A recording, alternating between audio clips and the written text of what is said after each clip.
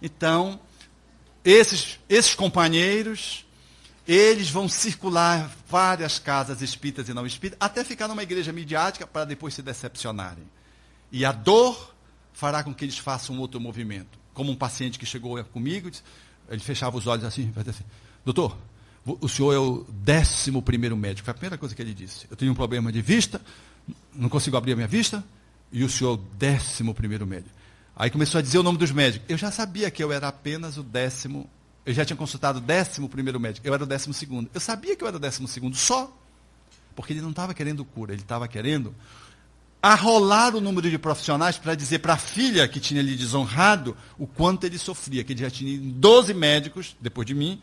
E o problema dele continuava porque a filha o desonrou tendo um comportamento na qualificação dele que não respeitou as regras da educação que ele propôs. Então era um senhor que eu olhei para ele precariamente.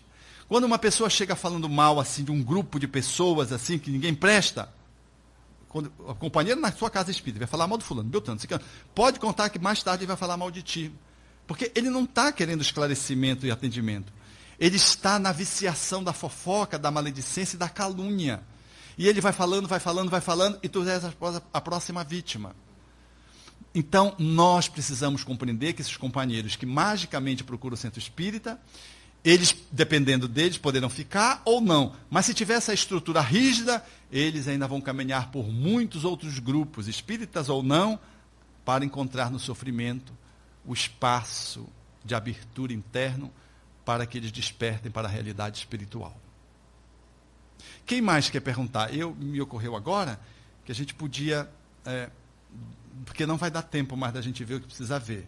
Então, eu queria fazer o seguinte, eu queria explorar mais um pouco e depois a gente vai fazer o que precisa fazer num fecho da nossa fala de ontem, que ia coincidir com a de hoje, e o que a gente ficaria de falar hoje, a gente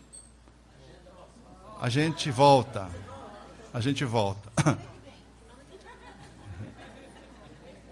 Então... há alguma outra questão pendente?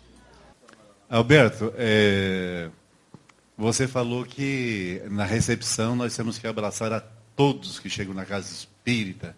Esse abraço eu gostaria de entender se ele é literalmente falando ou se é uma figura de linguagem, assim, que esse abraço é aquela fraternidade com que recebemos as pessoas. No contexto que eu estava falando, era o sentido simbólico. Abraçar no sentido de acolher.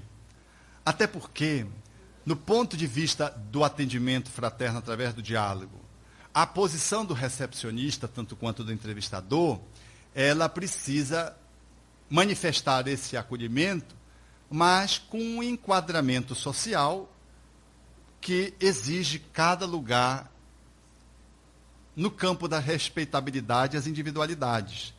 Uma pessoa que na conta de entrevistador ou do recepcionista, abrace uma pessoa que chega para essa pessoa, isso pode funcionar como uma movimentação invasiva. Porque você não conhece, você não abraça quem você não conhece, que você está conhecendo naquele momento. Então, essa fraternidade, ela precisa ser manifestada do ponto de vista corporal, graduada à condição do bom tom. Então está no seu sorriso, e pode estar no aperto de mão, mas um abraço já pode estar excessivo. Porque a outra pessoa, por exemplo, se vem acompanhada e é ciumenta, você cria uma encrenca. Ou se a pessoa ela tem a têmpera europeia, alemã, inglesa, né, você vai chocar aquela pessoa. Porque se você vai num restaurante, por exemplo, de ingleses, as vozes são baixas, ou de japoneses, as pessoas não falam alto, não gritam, mas se tiver um outro restaurante de italianos, mamma mia, parece que eles estão ali comemorando um gol. Todo mundo fala aquele alarido. Eu estranhei a primeira vez que eu fui ao aeroporto da Itália, eu me assustei, porque eu achava que as pessoas estavam brigando, eu olhava, não, elas estavam falando normais, não era nenhum problema, não, era o jeito delas falarem. Então, nós precisamos olhar bem isso. e mesmo fora da questão do atendimento e da entrevista, nós temos que tomar muito cuidado para não fazermos uma movimentação física que possa representar um abraço invasivo.